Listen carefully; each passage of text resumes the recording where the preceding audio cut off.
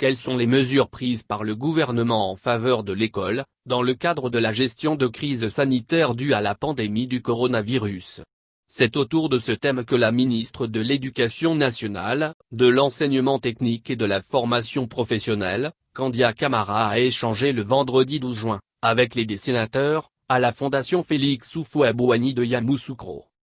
Il s'agissait pour les sénateurs, avec à leur tête, Jeannot Ahoussou-Kouadio, le président, de donner l'occasion à la ministre en charge de l'éducation, en Côte d'Ivoire, de décliner ses projets pour l'école ivoirienne, en ces temps de Covid-19. Et, d'expliquer les récentes mesures visant à sauver l'année scolaire en 2019-2020.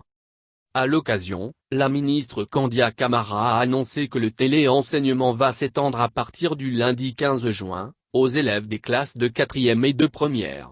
Elle a aussi indiqué que cette mesure devrait également toucher in fine les autres classes intermédiaires et concerner ainsi toutes les classes de l'enseignement général. Par ailleurs, selon la ministre de l'Éducation nationale, de l'enseignement technique et de la formation professionnelle, a indiqué qu'une phase de mise à niveau de tous les élèves, à la rentrée prochaine. À propos de la sécurité des élèves en classe d'examen, Kandia Camara a tenu à rassurer les sénateurs que les dispositifs de prévention, à savoir les seaux, gel, cache-nez continuent d'être distribués dans les écoles primaires et secondaires. Elle s'est aussi prononcée sur le retrait de façon exceptionnelle, du CEP.